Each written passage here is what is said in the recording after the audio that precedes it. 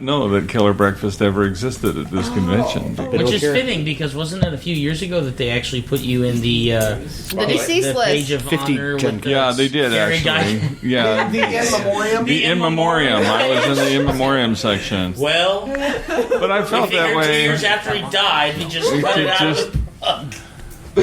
It's true. That was the year that we did Les I had to look Mis that up. actually for Killer What up? Breakfast, and that was It actually great. hasn't been 50 That was years. It's been 50 Gen Cons. Okay, because I could. Then you were sick the Record next 3 year. minutes ago. That's I fine. thought maybe we were just predicting that. So we're already recording? Well, I'm going to let Don actually do an official intro. Oh. These are always fun to get. That's Gen Con because it was like Oh, the Geneva, little right? like bloopers. kind of, or like a pre Outtakes? Yeah. Anyways, Oh, you mean all of us talking before we start talking like this? Yes, Yeah, okay, exactly. So are we ready for Dawn to do something Yeah. official? Oh, okay. Something official. I declare this Gen Con Eve.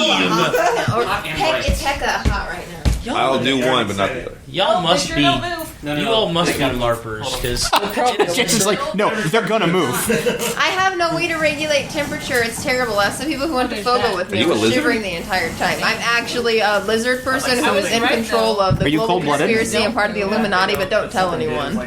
You know, he recorded that whole Yeah, thing. it's not- There's no other recording It's, equipment. it's not the one any, in front yeah, of you. yeah, it's a good thing we aren't trying to record a podcast here. So, on that note, Hello, and welcome to the podcast that discusses all things gaming. Coming to you from the home of Indie PopCon, Gen Con, and the gaming capital of the world, we are the Established Facts.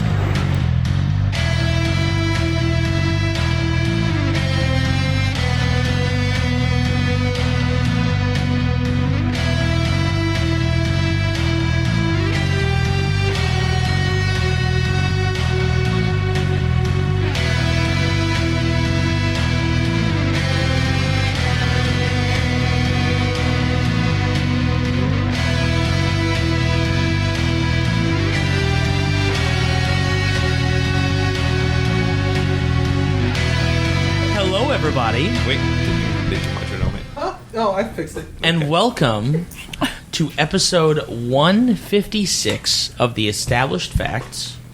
This is our pre-Gen Con episode. Pre-post-pre. The pre-post-pre. This is our Gen Con special with our beloved friend, Tracy Hickman, who we missed last year. Just so you know. You were Oh, missed. that's so sweet. You were missed. As the photographs on Facebook will show. It's true. Yeah, I sent him a text with him too. He that's true. Yeah, absolutely. That There was was a much really good crying time. and gnashing of teeth. That's right. So we're going to go ahead and introduce everyone at the table, and I'll go ahead and start to my left. Prime. We're sharing mics in case you. I love that he had to like take the mic and The move it whole- all the way yeah. to his mouth just to say Prime and then put it You're back. not loud enough? So incredibly anticlimactic, Prime. This is Princess Katie. That's what she said.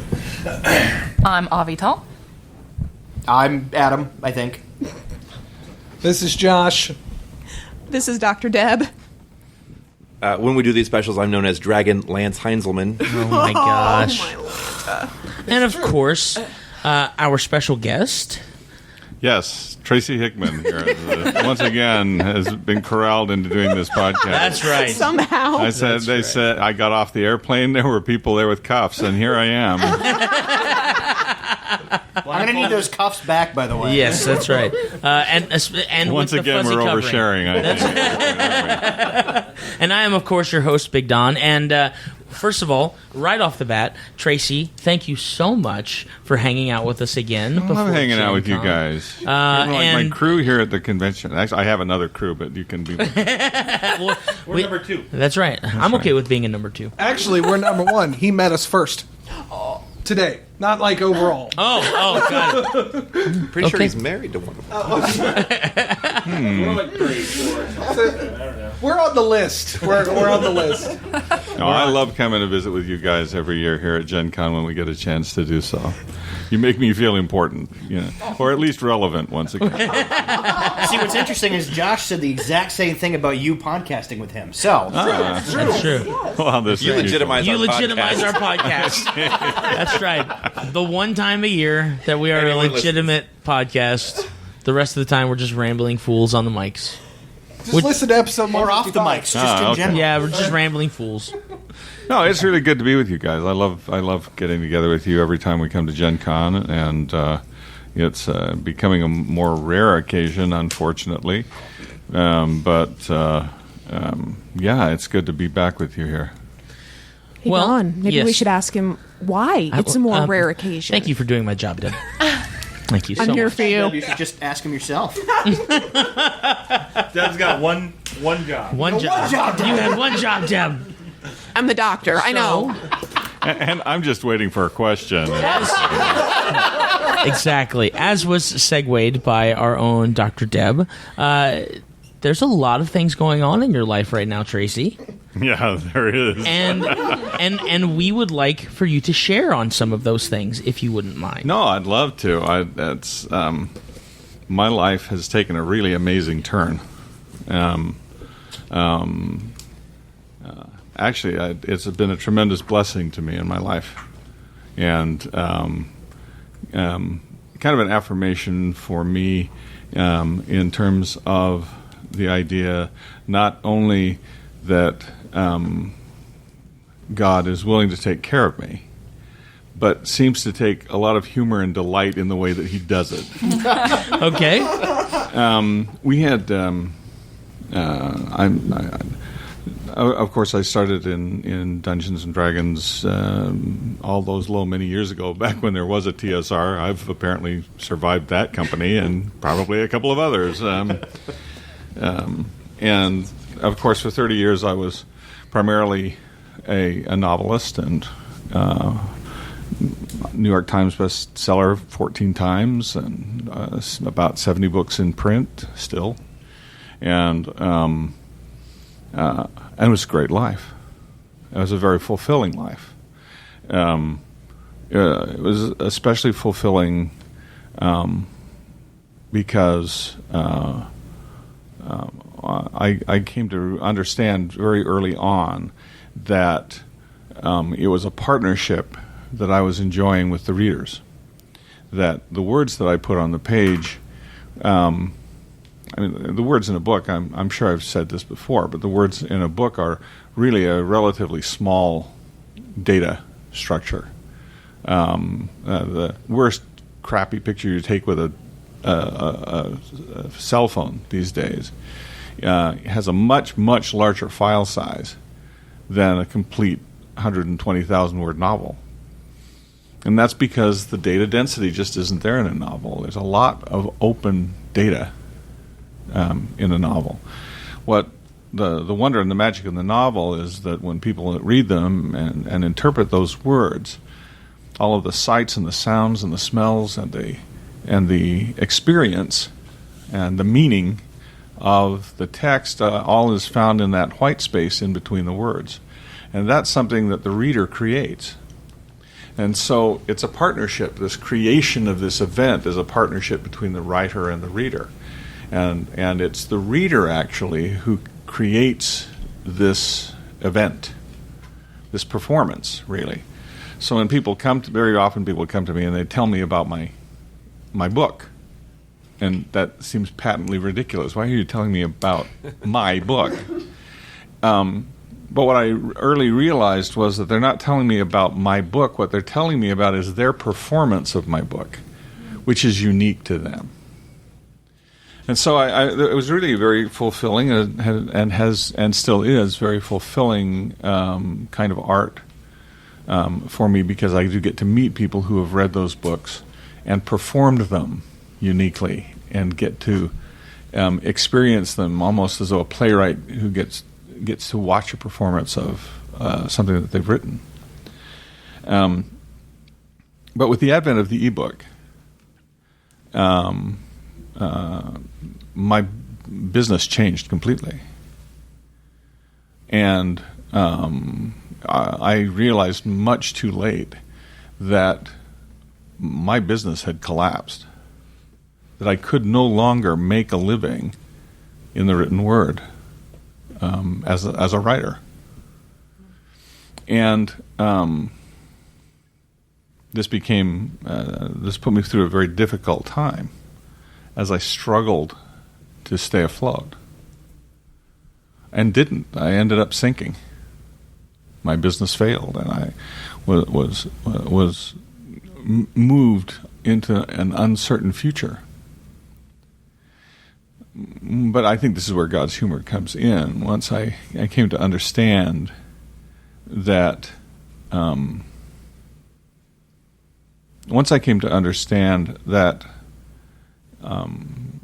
it wasn't just enough for me to help other people, but that there was a certain grace in allowing other people to help me. That denying other people helping me was to deny them the opportunity to serve me and to give. And it was a wonderful revelation, really, for me to come to that understanding. So having gone through this, having learned this really wonderful, wonderful lesson in life, there came a day I tried to start a business on the side, and that was supposed to be like my parachute. It was a texting business. I was very excited about it, and I went in one day, and one of our partners, who was in charge of the technical side of it, had sold all of our technology to an investor and effectively gutted my company. And I went home that night to tell my wife that this parachute that I'd been working 2 years to build had just been stolen. And we could take him to court, but where would that really leave us? Mm-hmm. And that night I said, I don't know what's going to happen, but we've been cared for this far, and we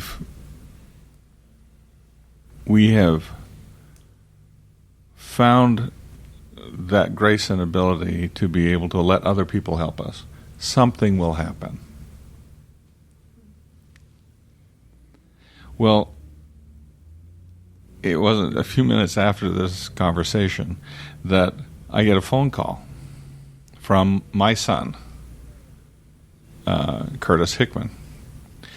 Now, Curtis, you need to understand, Curtis is not just a professional magician as on the side, but he's designed illusions that have been used by David Copperfield and David Blaine. I mean, he understands the art and the craft of illusion. And he had been working on a project with two other founders at the time, Ken Brent-Schneider and James Jensen. That was an approach to virtual reality that went beyond the scope of an HMD. They wanted to not just be able to see the virtual world, they wanted to be able to touch the virtual world. They wanted to, if you saw the wall, you could touch it. If there was a chair, you could sit in it. If there was a torch in the wall, you could take it and light it and use it for a light source and move through the space. Curtis, with his illusionary craft, was then able to take stagecraft illusion techniques and apply them to the stage in a VR environment so that we can keep the guest on a limited stage and they will never know that there are walls to the stage itself, that they will think that it goes on forever.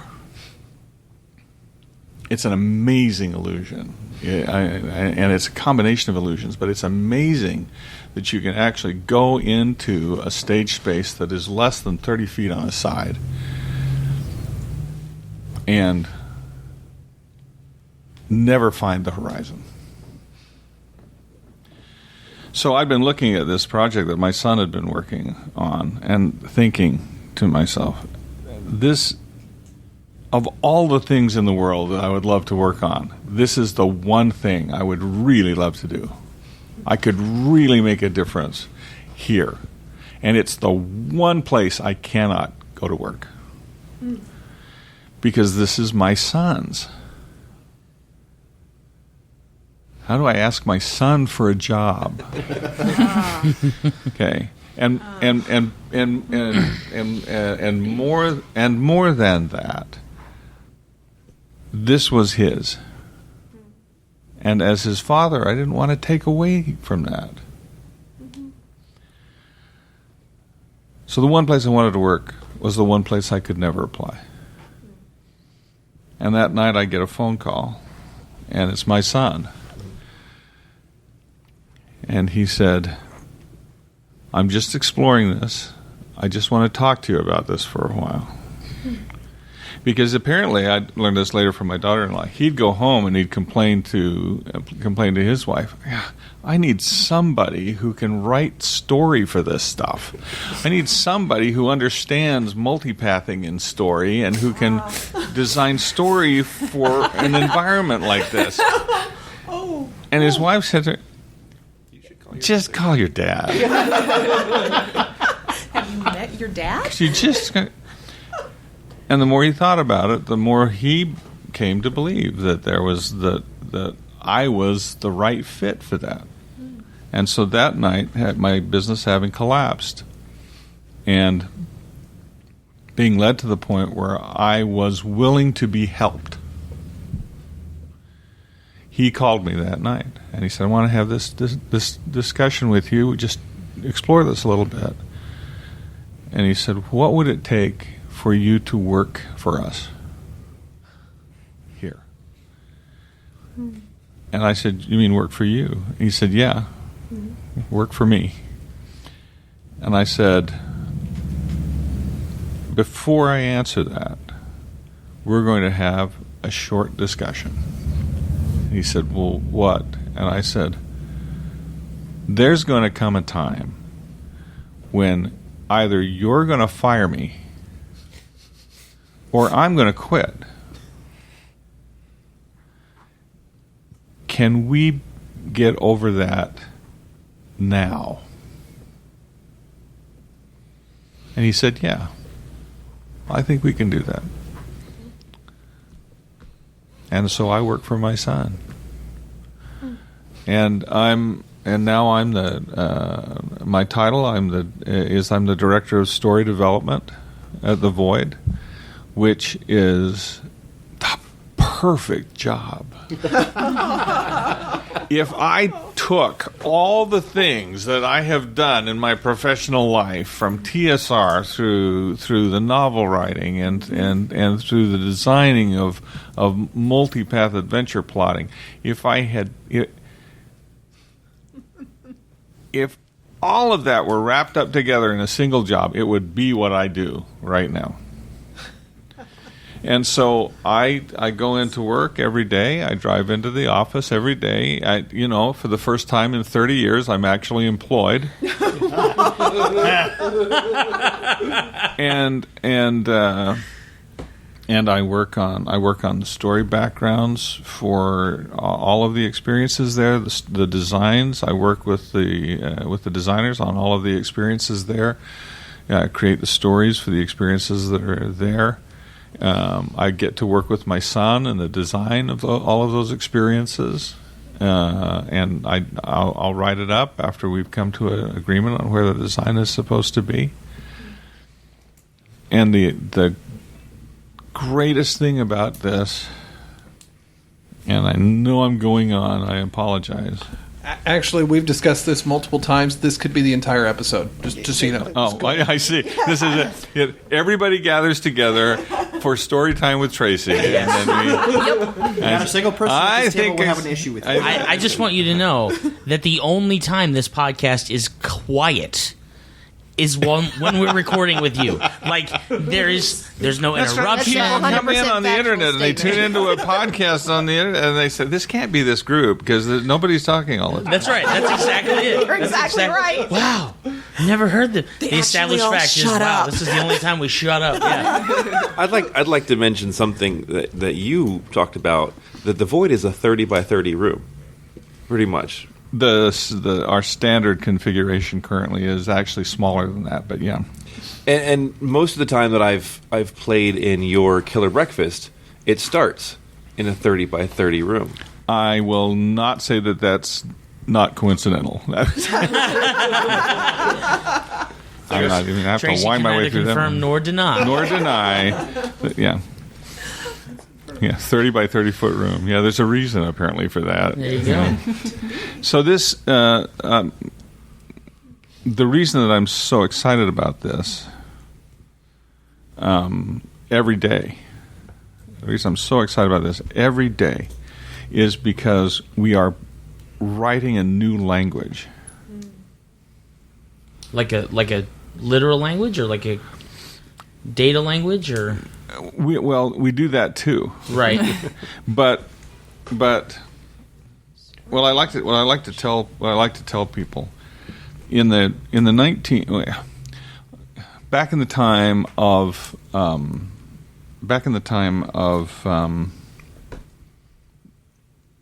Méliès and the early pioneers in film. When silent film, D.W. Griffith and the early pioneers of film. Mm-hmm. When films were first done, of course, they were silent because the technology couldn't allow for anything else. But they also didn't understand anything about the medium because it was a new art form. Right. And so they'd build literally stages as though it were a proscenium stage.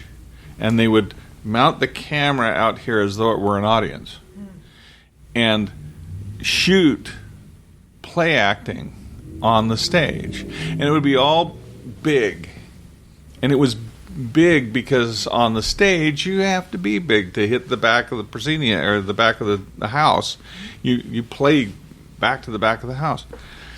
And so when you look at early silent film, it's all very broad, very pantomime-y.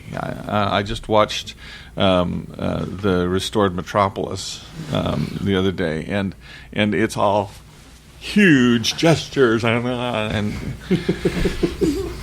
but that was what was expected. Now, Metropolis at least has some wonderful visual innovation in terms of the language, but if you look at very, very early film, it's all locked-down camera. But then at the time when people went into a movie theater and they saw a locomotive charging towards them, they dive under seats. I mean, they didn't know how to deal with it. Then as time went on, and as people began to experiment with the medium more, and the medium itself became more commonplace, a language to film developed. And you'd get pioneers who would try doing different things. You'd get like the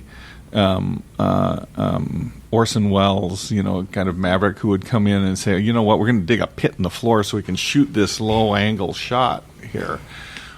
You'd get people who would do distance shots and people who would we could do things like tracking shots and push in and pull out.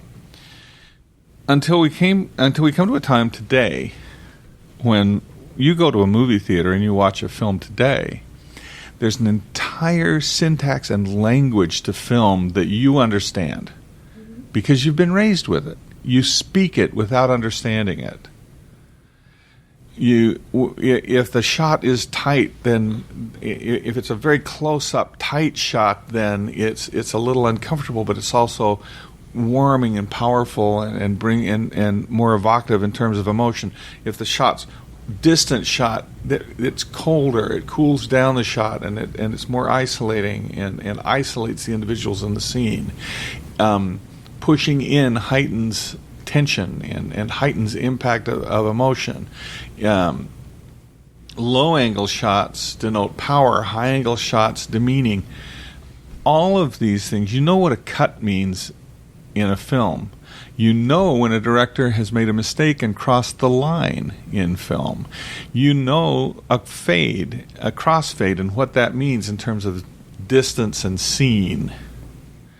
All of this language has been developed over more than a century of film. and we all speak this language today. Virtual reality, or hyperreality, or augmented reality, or any of these new structures hasn't got the language yet. We still are doing the equivalent of locking down the camera in virtual reality. We're still doing the equivalent of big gestures and silent. Okay? In virtual reality. The truth is that virtual reality and that whole hyper reality structure that we're moving towards is a new language that we're just coming to understand. And this new language is a new way of telling story because it isn't telling story. Ever since the Greek plays, we have had the fourth wall. And as an audience, we sit here and we look through the fourth wall. And we're safely removed from what's going on here because it's the fourth wall. We observe what's going on the stage. We get to the point where we're going to take this stage and we're going to put it on the screen, and it's still a proscenium.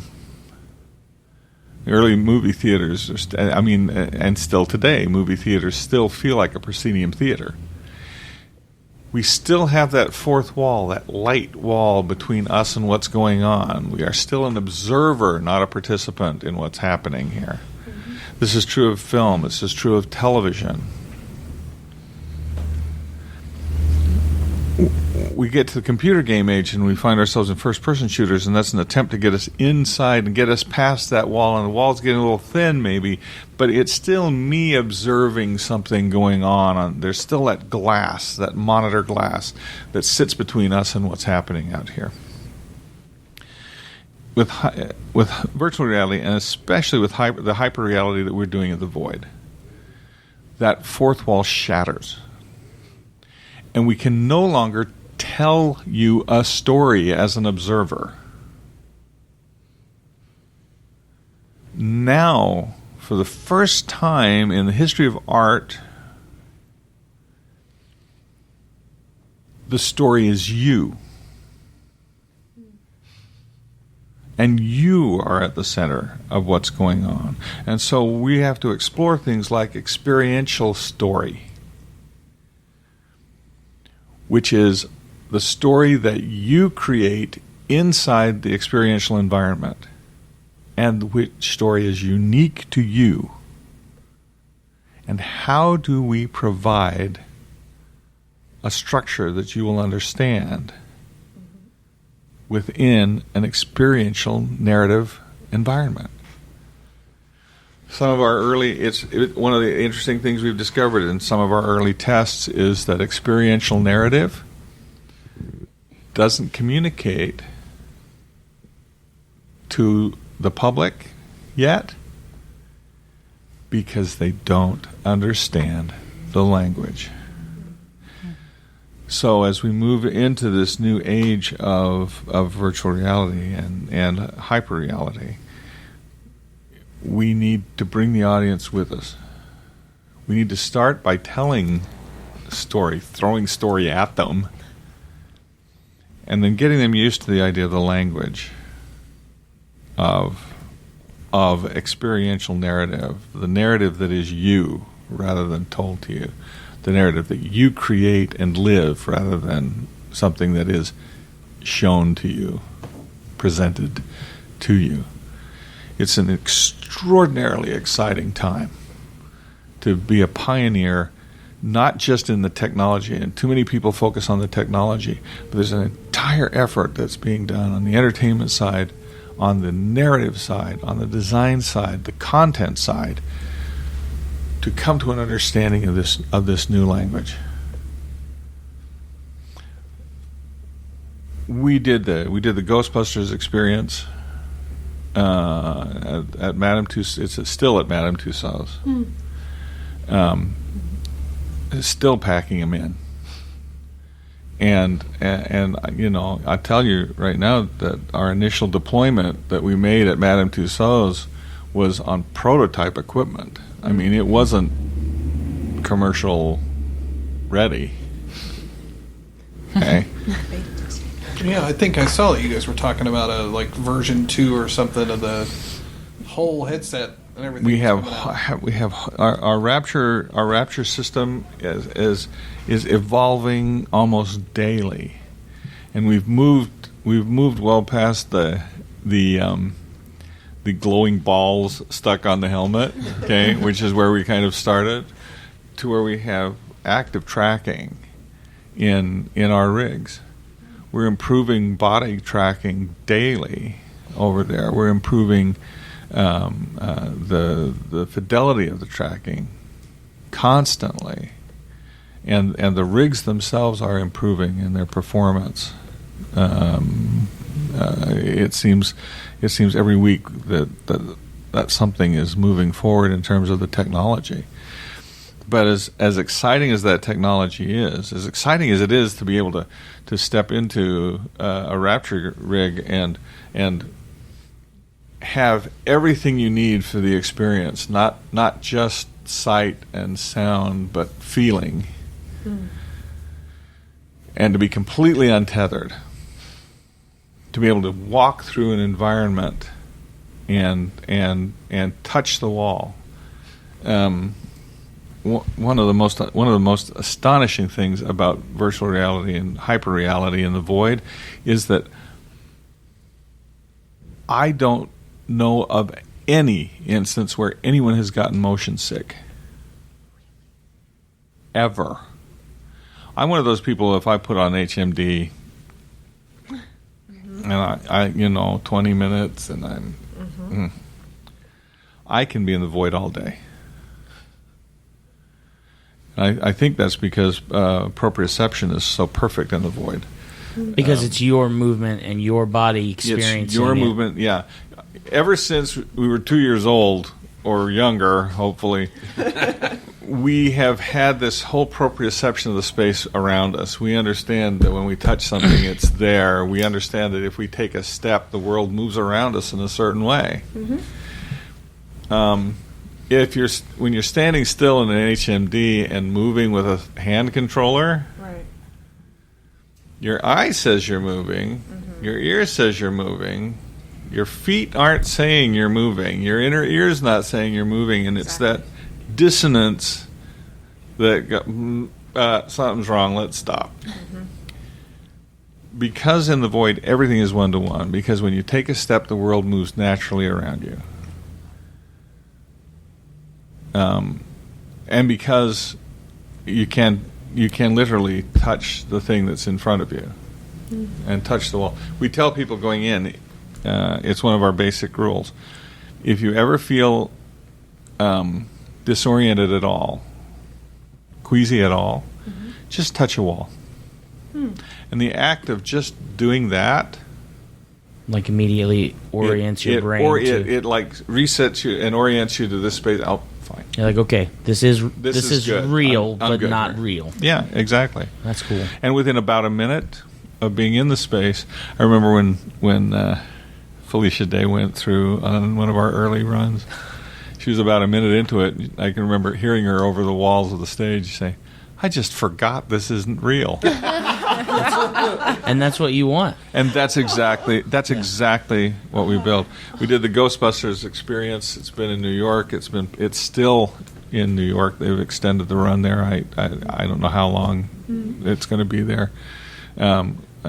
We have been in Dubai with the experience that's played over there, and that was very successful there.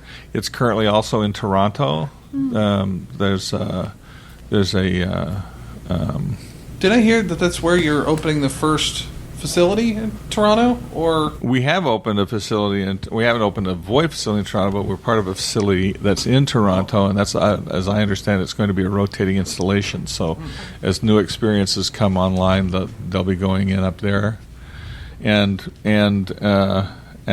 to date, I think it was just last month, we crossed 1 100,000 guests That's incredible. having gone through That's our incredible. experience. So this isn't blue sky stuff. This isn't, 5 guys in their garage making stuff up, or let's get some really cool graphics people to mock something up and tell everybody it's real.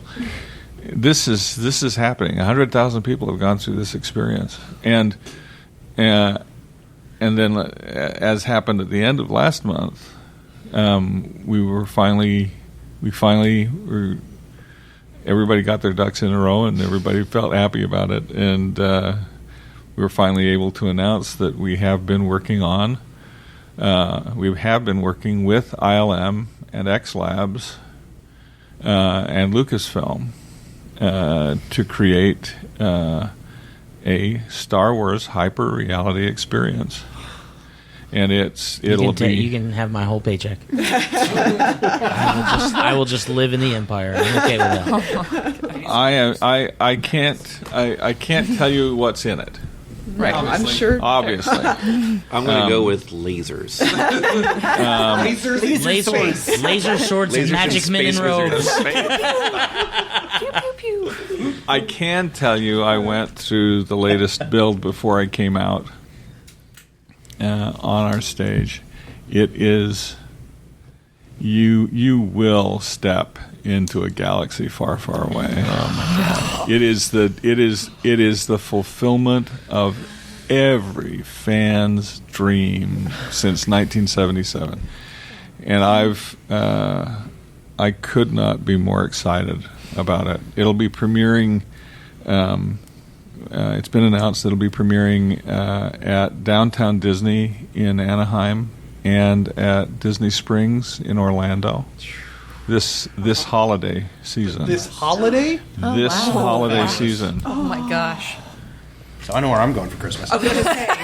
Merry Christmas to me. Dates on that, do you know? I don't have the specific dates on it. I do know that tickets are going to be going on sale on the Void website through the Void website. Real soon. I can't emphasize this enough, and I'm absolutely serious about this, guys. Go to the Void website and get on the mailing list so that you get the notice when it comes out, because. Get the tickets. I mean, because there's only so many stages and so many rigs, and it's you really want to be there. I feel like what you're saying to us is we want to be there, but you really want to be there.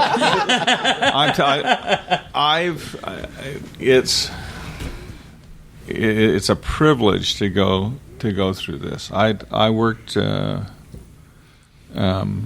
Curtis and I. It's based on an initial design that Curtis and I both did, and together, and there's both of us are huge Star Wars fans. Anyway, my wife and I. When we were first married, in fact, the week we were married was that June of '77. Oh. And back then the internet was called newspapers, and her former boss had given her money for our wedding and said, "I don't want you to buy anything. I don't want you to pay a bill with this. You need to go on a date with this." So I opened up the newspaper, and here was this ad in the paper for Star Wars. And I looked at that. I thought, oh, I really want to go see this show. I really want to go see this movie. But how can I get my wife to come to a science fiction movie? Little did I know she was raised on Buck Rogers, and she used to that's watch cool. the serials and Star Trek with her brother growing up. Oh, and yes. so she saw this Star Wars. She said, "Oh, I really want to go see this, but how can I tell my husband I'm such a..." Lesson 1 on communication. Yep, it was our first lesson on communication, and so it was one of those. Well, there's some good movies. There's this Star Wars movie. It looks like it might be kind of good. You want to see it? Would you want to see it? Yeah, I want to see it. You want to see it? Finally, let's go see it. We'll go see it. We went to the movie theater. It was at the mall. Mm-hmm. And drove there in our Volkswagen Super Beetle. Yeah. And went to the movie. Sat as the screen went as the theater went dark, and a long time ago in a galaxy far, far away first appeared. Watched the crawl. Then the Tantive flew over, and then the Star Destroyer came over. And as the Star Destroyer was still going over, I turned to my wife and I said, "I just got my money's worth. The rest of it is Done. Going home. Everything else is gravy. the rest of it is just gold." And that night we both flew our X-wing Volkswagen home, and it's been that way ever since. So to be able to work on this particular project, to be able to create that universe, not just to be able to present that universe, but to invite you into it, in a way that has never before been possible, is extraordinarily exciting to be a part of that. So, Tracy, I'm going to face this way because the mic configuration. I'm going to talk. I'll pretend you're looking at me. Thank you. I As speak, appreciate yes. that. Magic of radio.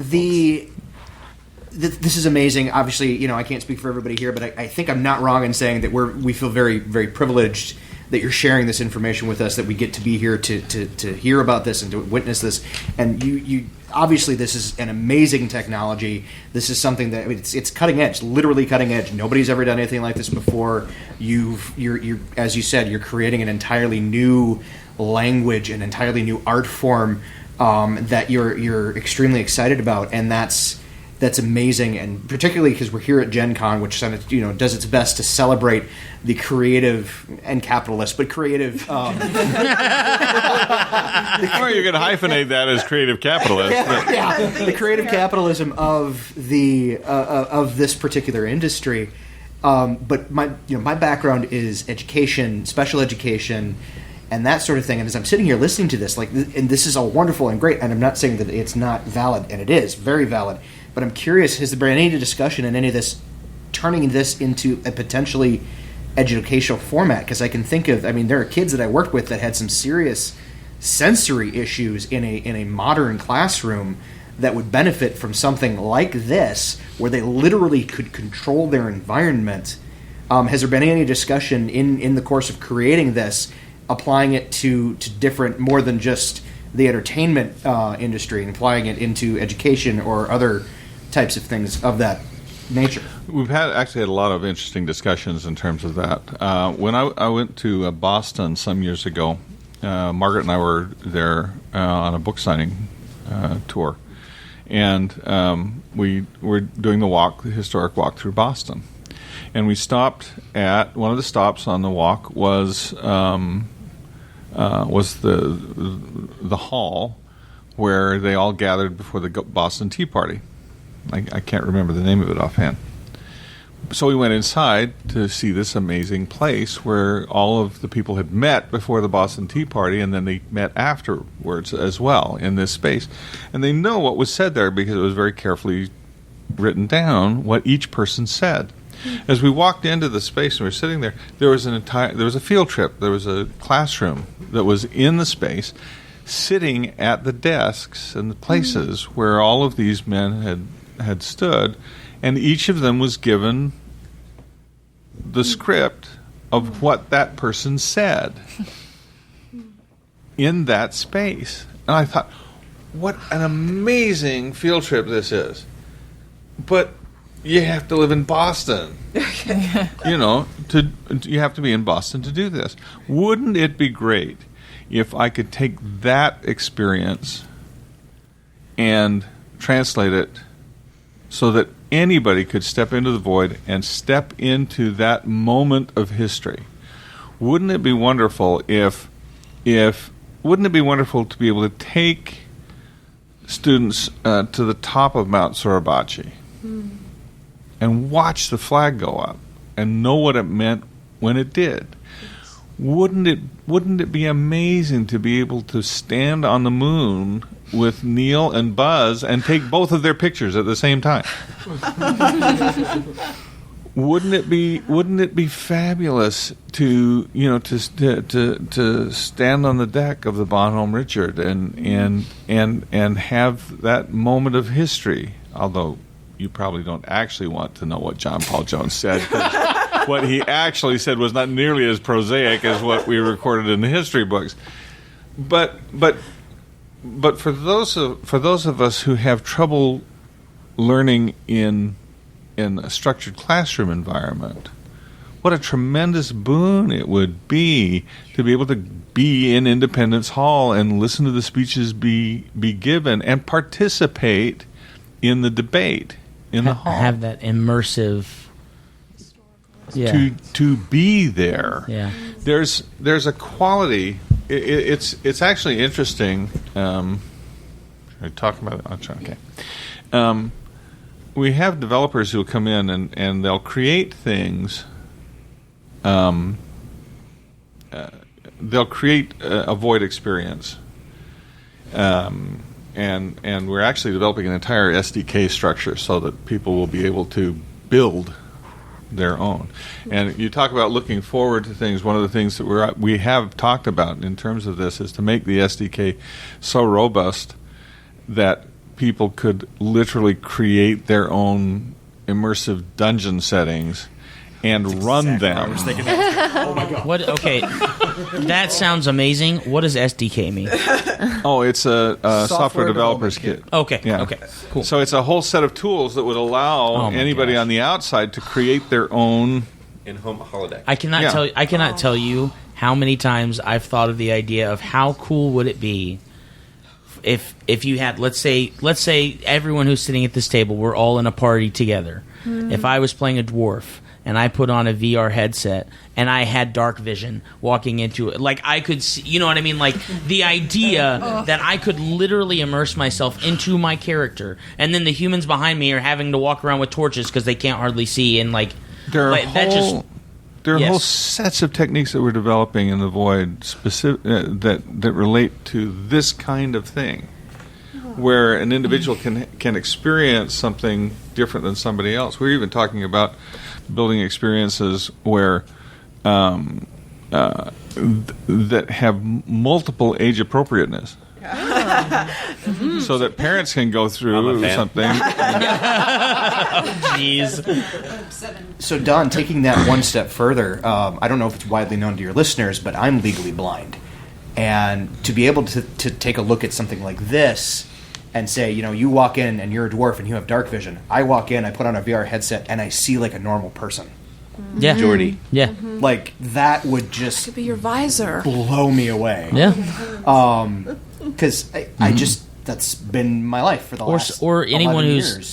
someone who's colorblind. Or somebody who's colorblind. Something I don't like know that if that would too. affect it that much. But, Well, I mean- because I am colorblind as well. Right. But that's more to do with the way the eyes work. Right. And how you but they perceive color. have glasses now that, as long as That's the true. you know what I mean. That's If true. if they were able to manipulate that software to say, if the eye sees this tone of color, it can actually see True. the spectrum of light that it normally couldn't see. Sure. Well, see, for me, what's fascinating in all of this is the ability that we have to individualize the environments. Mm-hmm. That Each rig could have their own configuration. From what each I'm rig can have their own configuration Right. and can interpret the world around it differently. We have, I was going to mention, we're working in tandem in development with with a number of different people actually on different experiences around the world. But what is universal to all of them is they'll develop them and they'll be using an Oculus or a Vive HMD to test their things. When they put it on the stage, it's different. There is a fundamental, visceral, palpable, and quantifiable difference between just being inside an HMD in the space and stepping into it. The perception of the space changes completely.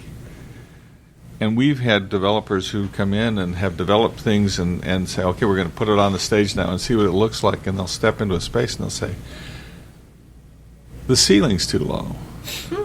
Or the space isn't as big as I thought it would be. We need to expand it a little bit. We need to So there's lift that kind it. of tweaking that has to happen. Yeah, because just seeing it in the HMD isn't enough. There is something fundamentally different about standing on a void stage, standing and moving into the environment that changes your perception of the space itself and what's going on. People even react differently inside the void space compared to what you would expect in standard game design. It's a learning thing for us. Something that works in a game does not necessarily work in the void. So real quick, we do have a quiet observer who's been very patient and quiet, but he's dying to ask a question. So Jason, what is your go question? I was very curious, Tracy, and you're talking about the development of Void. Is there a proprietary program you're using to develop the space, the virtual space in there? Do you use Unity? Is there is it amalgamation, or can you say people come in with various other programs and they can put it in? We have a standardized framework that we have developed in-house for all of this, which is part of the SDK.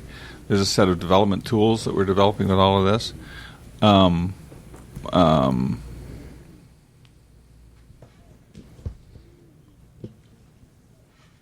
But we have and are developing experiences both in Unity and Unreal. And so the system is actually malleable to both. So, you pick the environment that you like to develop in, and I think our SDK can handle it. Our framework and proprietary side can handle all of that. Well, and that level of flexibility is amazing. I mean, it's really cool that you can do that. It's really cool for developers, but then, as I've said, it's not. While yes, we very much are pushing forward in the hardware and software side. We are also keenly aware that we are not a technology company. We are a content company, and so everything is content focused for us. The technology is content focused for us. The software development is content focused for us. It's about providing extraordinary experience and finding the best way to make that accessible for the most people. I'm glad you went in that direction, because I did have a question about the technology side is great, but it's not my cup of tea. I'm more interested in the story. So can you kind of share how you shape the Void experience through your role? Well, as a storyteller, well, first I had to kind of let go of the idea that I told anything, and approach it from the experience. It's a good thing we've got music going. Yeah, right. we just went into a moment where it's going to be very dramatic, so they gave you your own. Yeah, they did. Yeah, The whole it's thing, the beer yeah. tapping. Oh, right. That is like Oh well, if that's going on, we might as well adjourn. So if anyone wasn't sure we were at Gen Con, that's what that is. Yeah, that's what Gen that Con is. L. That's right. Well, in answer to your question, we're actually developing a set of tools specifically for narrative structure and design, and a lot of that's proprietary, which is what I get to work on. It's also really gratifying to me that so far I've been the writer on most of the experiences that we've done. That's not to say that I've designed the experiences, but I've been the guy at the keyboard that put the words on the page. And yeah, I think I said shape. You shaped the experience. Yeah, and that's a lot of that comes from my background in RPGs and the whole 30 years as an author thing. Yeah, the whole 30 years that too. It's actually really that's been kind of a joke around the company. Actually, I because I've been a professional writer for so long, I can really churn words out. Mm-hmm. And so people will come to me and say, well, when can you get that script to me? And I say, well, how about like this afternoon? I think I've got some time. Let me look at the schedule. And they're like, what? Friday, can I have that for you by Friday? Are you kidding? I was expecting it next month. Yeah, okay, I was sandbagging by Friday. Yeah, I was going to take a couple of days off. I was going to take a 2-hour lunch on Thursday. For the love. Avital, you had a question. Oh, well, no, I don't know if it's exactly a question, more of a comment. I just want to say that as someone, there's here in Indiana a living history museum called Contemporary. Mm-hmm. And like I used to work there, and my mom still works there. And like they have the people out there, dressed in the historical clothing and et cetera, et cetera. So like I've grown up as a part of that. I also do War of 1812 historical reenactment. And as someone who is into that, just the idea of being able to experience history like that is just my gosh! I was actually going to make the same. I grew up. Avital and I actually kind of my brother Prime. Avital and her family kind of picked up about a year or two before my brother and I kind of stopped doing a lot of living history reenactments, and we did a lot of Revolutionary War and a lot of French and Indian War, and we did a little bit of strangely Scottish history in New York, which doesn't really make a whole lot of sense, but it doesn't matter. I disagree entirely. All right. But when you were talking about being able to stand, in Boston Harbor for the Boston Tea Party and hear the people's dialogue during that time and gaining that understanding, teachers, especially like foreign language teachers and things, they will tell you that learning a foreign language in your native country can be a lot more difficult than if you are immersed in that culture that is surrounded around that language, and being able to have that experience to walk in and be in the courtyard and hear the shot heard around the world, or being at Waterloo and seeing the battle, the French and the British battling each other, and really solidifying that experience in your mind to the point where maybe you don't remember the exact date, but you remember that experience, and it being like you said, that this maybe not necessarily smell, but sound and sight and hearing everything around you and feeling everything around you, your perspective of what happens changes, because I think we forget. You were talking about silent movies, and I know one thing that is near and dear to a lot of our hearts in gaming. We go back and we play like old vintage retro gaming, and you play like the old Atari games and stuff, and the original Nintendo games, and they're so much more difficult because it was based around a puzzle or an achievement or something like that, and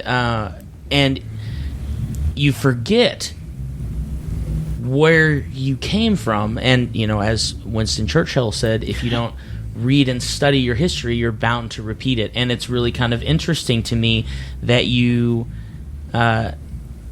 recognize that there at one time was not a language for that type of storytelling. Storytelling has been you have always been a storyteller, whether you were writing it down or whether you were speaking it out in word. And as a fellow storyteller, there's several of us at this table. We just love, we thirst and hunger for that experience of a story. And I think it's really neat to not only examine where we are right now in our storytelling capabilities with movies and with plays and with digital frontier, and but also giving appreciation back to where we were 100 years ago when it was brand new and people had never seen or experienced anything like it. You could go into a theater and see the same play that somebody 600 miles away had seen and share that experience with somebody, and it's really neat to be able to see and hear about how that is developing in a virtual frontier. And my real question is, when is it coming to Indianapolis? Is really what I want to know. A lot sooner, actually, than you might think. All right. From what I understand, the expansion plan is very aggressive. Awesome. That we're looking to proliferate stage installations pretty quickly, especially since we have. We have Ghostbusters we've already deployed. When we deploy Star Wars: Secrets of the Empire, that will, of course, like I say, open in Disneyland and Disney World. But then, very soon after that, it's specifically designed to be deployed on our standard stages, and a host of other experiences that are in process right now that I can't talk about, but are nevertheless just mind-blowing in themselves. I mean, to step into the void is to step across the threshold. To step into the void is to move from our mundane everyday life and to cross that threshold into the realms of power and magic. Would you step across that threshold into a noir experience? We're volunteering back here. Okay. Yeah. Well, that's a noir experience is all black and white. Would you step across that threshold for to step into 1890s London and a murder mystery? Would you step across that threshold to attend the Netherfield Ball? You almost killed Avital over here. Are you kidding me? Deb's about to have a heart attack. I think that sounds exciting, and I don't even know what it is. And would you step across this? And would you step across this threshold just to spend quiet time in the just to spend a lovely afternoon in Montmartre near the Sacré-Cœur, and to walk around the square and look at the paintings that are there, Yes. and step back out and see those same paintings that you can take home with you. For people, say, for all the good people in China who will never be able to visit Paris, for them to be able to spend time in Montmartre, what a great bridging experience that is, and makes the world a much safer place. We're looking at the breadth of experience that can be applied here, and it's a new frontier that's tremendously exciting. It's a bit of a foot race for us because I think other people are going to be following us pretty quickly. You're going to have people nipping at your heels pretty hard. Yeah. But I think that's, I mean, the idea of, like, I'm a music fan. Mm-hmm. The idea of being able to go to an AC/DC concert. Jason's like dying over here. You know what I mean? Go see Jim Morrison play live. I'm just saying, like, Why not? Like, Go back and see. Go back in time. Go backstage. Have a backstage pass. Yeah. Watch the performance and step out on stage Yeah. and experience what that's like. To be able to go back, and see Beethoven and Mozart. I mean, be in literal Don't like, say Beethoven. Who nobody can say that. You know what I mean? But then to be able to sit in a seat and see, Tchaikovsky performed. We can take you right there. Like that is just that's cool. That's neat. I'm freaking out. Wouldn't you take a ride on your TARDIS? I'm just saying. I'm just saying. And are you hiring? Can you see? I can answer the second question first, which is yes, we are. Come to the website, and we are.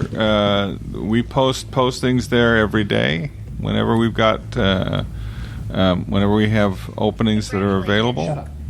Not you. Oh my gosh. Not you. You're good. That was my phone. I was going to say, I'm Well. up and thrown out. I got chills listening to you guys talk. Can you envision a time that this technology could be used if someone could create their own kit, for example, a small in-home version, where someone gets to talk to grandma again? Oh, that's cool. I don't see any reason why they can't come with their own kit and deploy it on our stage. And yeah, That'd be cool. to be able to do that. Sure. Like virtual quantum leap. Whoa. That's cool. Can I talk to Ray Slimager? That smile says, eventually. That's what scares me. That's a childhood dream. There's next question. We'll count It's Strahd like Kiefer Sutherland. ever. You know, we have such a breadth of things that we can do, and there are so many things that I would love to do.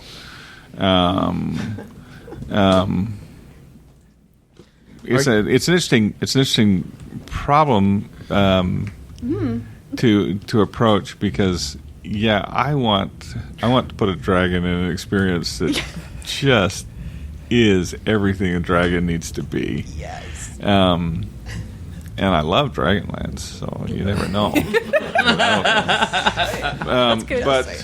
But it's also an interesting challenge, because simple things are hard. Hard things we do every day. The simple things are difficult. Star Trek transporters, piece of cake. Yeah. Those we can do anytime. We can beam you right down to a planet, baby. No problem. Magic wands, easy magic. Oh yeah, no problem there at all. Stairs.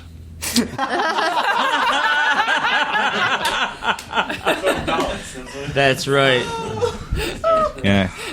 Can't get upstairs. If you actually think about the problem of stairs, it's pretty difficult, because if you have just a quarter of an inch difference in the tread, people fall down. Yes. Yeah. Escalator. Yeah, but then you're up someplace, and then how do you deal with some guys at the top of the stairs, some guys at the bottom of the stairs, some guys in the middle of the stairs? Right. Where are they actually? The stairs are a real problem. Ladders would be a real problem, although not nearly as much as stairs, strangely enough. So simple things can be really hard. We really do love doors, however, in the void, because they're actually there. You grab the handle and you open the door, and it's it's wonderful to watch people do something so commonplace as open a door and then be totally blown away by the fact that they can do it. This door's really And you have them dip down to go into a Hobbit door. And actually, that's another story. It's one of our. We have had Ghostbusters. We've had Ghostbusters open to the public on our in our development facility. Most of our development facility is in lockdown and secure, but that portion of it we were able to open up for the public. So people will go down there, and they'll open up about 5 o'clock every night, and we'll be all at work up on the development floor, and we'll start hearing screams and shouts and yells. And I love to just go down and watch people go through and experience that. That's a ticket sale you could do. Watch someone go through it. Okay. You might have to have the person going through sign a waiver of some kind, though. Actually, we're very, very careful about that. We don't take people backstage. Oh. That would break the illusion. It's the magic that's on the other side of that portal, and so yeah, we're very careful about maintaining that mystery that's back there. Now, so you asked me what I've been up to lately. And Yeah, now you know what I have been up to lately. Tracy, is this something that you are considering bringing to Gen Con as an experience? If we can find a way to economically do it. Okay. We got a lot of empty malls. Well, and in fact, that's one of the considerations in terms of the sizing in our build-outs is that there are a lot of places that we could retrofit into. Sure. And our other than the power requirements, our stages are pretty well independent. You plug and play sort of thing. Okay. You could have a fully interactive Tracy Hickman's Killer Breakfast. Oh. Yeah, that would be good because then I wouldn't have to do it. You could really just write the program that you were there. That's And right.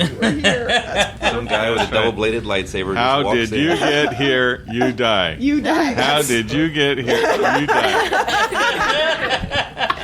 All right, Adam, you've now been to Killer Breakfast. Yeah. Don't even worry about it. he pumped 1,200 people through in 15 minutes. Anyway, I know I've $100 a pop. I don't know how he did it. I know I've said this a lot, but I can't emphasize it enough. You want to see this? If you want to see Star Wars: Secrets of the Empire, get in early. I just don't think that the tickets are going to. Is there a contract? Like, is this going to be there for an extended amount of time, or are we talking like 1 year run and see what happens? Well, we are. They're planning for their next Disney vacation, is why he's asking. I don't know. I don't have any specifics in terms of the dates, in terms of the run, but Probably up to Disney Corporate. They'll see what the... I mean, they're all about the Disney experience. People, I know. how do you rate this? Are you enjoying this? You really enjoy this? Okay, I mean, that's what Disney does. Oh, well, Constantly. we got no worries there then, because, sorry, I know what's coming. They don't. You do. Well, that's true.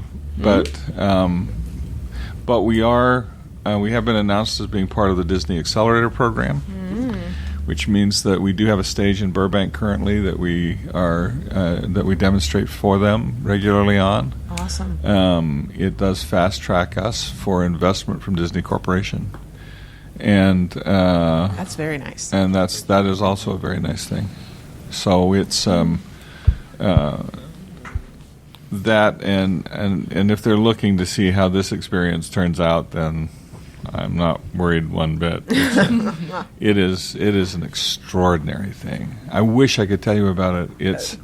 And I can't, but I wish that I could tell you about it because it is. I tell you what, if you get it, go to the website. There is one image that they've allowed us to release.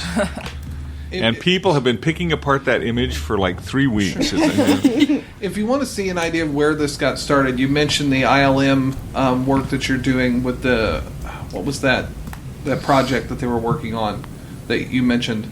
It's this. I mean, obviously you guys are working with Star Wars and ILM. Anyways. We are, yeah, we're working with ILM and X Labs in particular. That's the one, X Labs. Yeah. So X Labs was at Google I/O in June, showing off their new rendering technology that they are using to bring Star Wars to the mobile phone. And they brought this up in June. So if you want an idea of kind of where this got started, and I'm sure it's being advanced considerably with hyperreality, Google I/O showed it off. Google showed it off at their developer conference earlier in June, and it looked stunning then. So I can only imagine what it's going to look like when you put the hyperreality side to it. It'll look cool.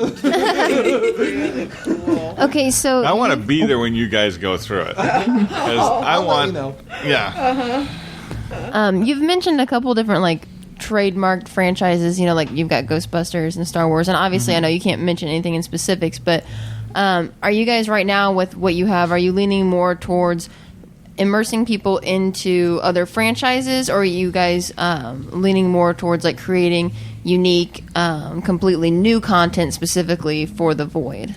Yes. Well, the benefit of IP content is, of course, that you have an instant audience and high recognition. I mean, Star Wars. Yeah. But a lot bigger than that. Yeah. Yeah, and don't screw that up. No pressure. No pressure. But at the same time, we recognize that we want to develop internal IP. We want to be able to create specific content that's specific to the Void, and it's a great privilege that I get to help work on that as well. So that's where I was getting. My other question. Yeah, there's a lot of content development that's being done internally as well as acquisition of outside content, and we're looking for a balance between those. I mean, obviously, Star Wars is going to get us a huge audience,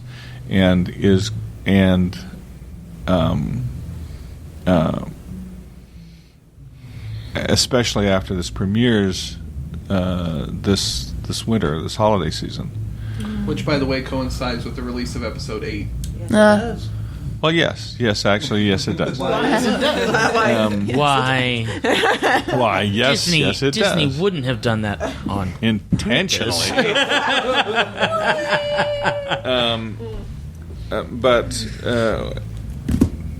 That gives us huge audience. But we also very much are in the process of developing internal IP and unique experiences. Extraordinary experiences that I wish I could also tell you about, but it actually will. For me, it will demonstrate the tremendous scope and breadth of capabilities that we have, and what's possible to happen in the Void. Love to tell you about those as soon as I can. Not now, but as soon as I can. Okay. Well, I just have one more question while we're here. Tracy, you've been here in Indianapolis for several years now with Gen Con. What does Gen Con 50, a.k.a. Gen Con L, thank you, Lance, for the three people that speak Roman numerals still. Shut up. I just spoke them, and see, so did Lance. Anyway, jeez, gonna stab you all.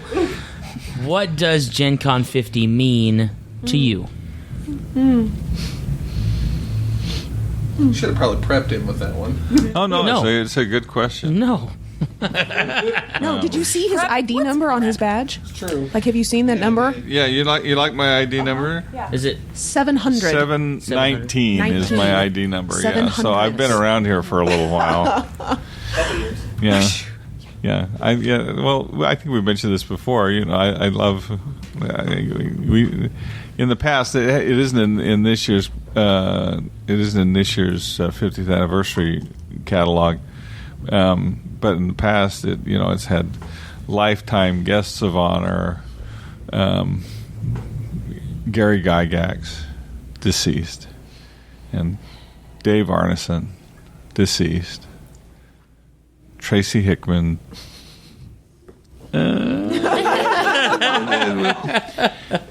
And so yeah, we have the been around award. I think my wife was mentioning that this was our 35th year. Oh wow! Of Gen Con. That's incredible. Which when we started attending after starting at TSR, when it was at University of Wisconsin Parkside. What does Gen Con mean to me? Gen Con, I mean, I've been, like I say, we were at University of Wisconsin Parkside. I remember when we moved to the Mecca in downtown Milwaukee, and then I remember the move here to Indianapolis. And I've seen the growth of it down the years. I've seen it get bigger and bigger and biggest. And this year, of course, as we know, they've sold everything out. You can't buy a ticket at the door. Mm-hmm. But for me, Gen Con means friends. For me, Gen Con means people.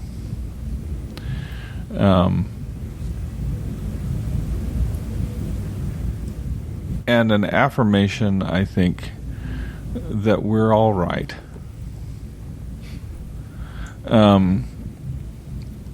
We are a strange family. Yep. We are brilliant,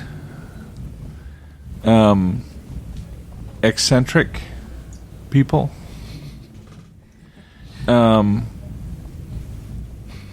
But but more than anything, we are a hopeful people.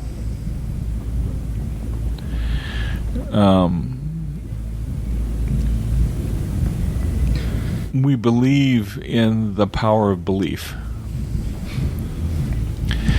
And I think because of that, that makes us a great force for good and a great force for change. And change for the better. So when I think about Gen Con, I think about the people who are here and the friends that I have here, the friends that I know and the friends I've yet to meet. Because we're all part of this clan. We are, as my wife likes to say, we are the tribe of the makers. Mm-hmm. And we dream dreams.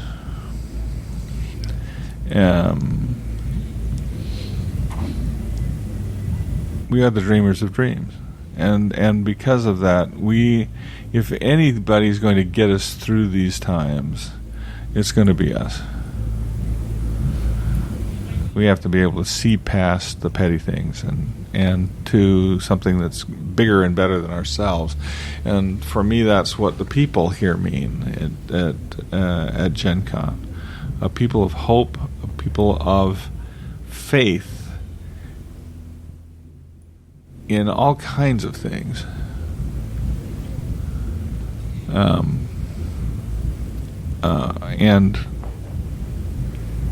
And yeah, we are the tribe of the makers. So that's what Gen Con means to me. That's what coming here means to me, to be able to touch again that kind of faith that we have here together. To have a good time and to celebrate that, to celebrate our uniqueness, our strength, our vision, as eclectic as that may be. Okay. Yep. Right on. Mm-hmm. Yep. Established facts and speak. So yeah. Well, don't you always? Isn't that? That's our shtick. Yeah, okay. All right, we have that philosophical that's point what at you the end guys of said. it. Yeah. Hashtag double guns. Hashtag double guns. Oh, yeah. Oh, my goodness. Well, Tracy, again, thank you so much for not only joining us here on the Established Facts. We love you for that, but also being a tremendous windbag to talk all the time. Wow. Thank you for taking the responsibility out of my hands. I was like, you just did Dom's job for him. Right. I think he's much happier about that. But more than that, thank you. I want to thank you on behalf of our entire podcast, and if I do say so myself, on behalf of the entire gaming community, I want to thank you for everything that you and your family has done to contribute to the passions that we have in gaming and in literature and in storytelling and, dare I say it, in friendship and in just a relationship with you. I made the post a couple days ago on Facebook. I had a 4-year, you've been friends with Tracy Hickman for 4 years, and it was a picture of when we played your board game on our podcast. And, I posted on there that it's just amazing to me to know that we kind of started this as kind of a fun, on a whim. Hey, we get a chance to talk to Tracy Hickman at Gen Con, and I feel like over the last 6 years, it's really developed into it's a part of a family relationship. It's not even a part of Gen Con. It's a reunion. It's a family reunion that we have the day before Gen Con, and I really love it. And, Laura, we miss her every time that she's not here, but obviously, you guys have family that you are taking care of, which is amazing, and we're so glad that we could take a part in your experience at Gen Con, and that we could kind of be that family away from home for you. And I want to thank you so much on behalf of the entire gaming community for everything that you are doing. Thank you to your son for employing you. Thank you, that was the right I do that decision. a lot. Good job, son. And I'm excited about whatever comes of every future project that you're going to be a part of. And I look forward to seeing you all weekend. I look forward to everything that we're going to hang out and do at Gen Con. And I have an established fact. Oh. For episode 156, our Tracy Hickman Gen Con special. Your life... It's like a Blue Plate special. That's right. Hashtag TEFGCL. That's right. Hashtag TEFGCL is our official hashtag for the weekend. Your life is the most amazing multi-path adventure story. You just have to be willing to press start. Oh, I like that. That's great. I like it. And I have over the door of in my home, I have a sign. This will be my established fact. Yeah. Let's do it. Yes. Yes. And it hangs over the door that exits my home out into the world. And it says, "Home is where your story begins." I like that. Nice. It's dangerous to go alone. That's right. Do not do it as a solo adventure. A little addendum onto that one. All right. Well, we love you guys. Thank you again, Tracy, for hanging out with us. Thank you so much for the voices on the podcast that are not normally here. Jason and Adam, thank you so much for contributing. And we hope Jason you all gave the thumbs up for those of you that That's can't right. see on the radio. Because podcasting is It's a visual medium. it's the second greatest visual medium of all time. I got it. New idea. Established facts in the void. Oh, I like that, yes. I don't know how I feel about that. I'm not sure I feel about that either. We just sit around a table and talk. It'd be an easy thing to develop. Yeah, No, hold on. that's You're true. saying that the easy things are hard, so I imagine it'd be a hard thing to develop. How hard would it be to render a tiara? I'm I've asking got for a people that friend. can work on it. Big princess. That's right. Thank you so much for joining us on episode 156 of The Established Facts, and we will check you later. Bye. Deuces. Please visit us at www.theestablishedfacts.com and our Facebook page, facebook.com/theestablishedfacts. If you would like to support us by buying some merchandise, visit cathaypress.com/castingrobot. Bonus.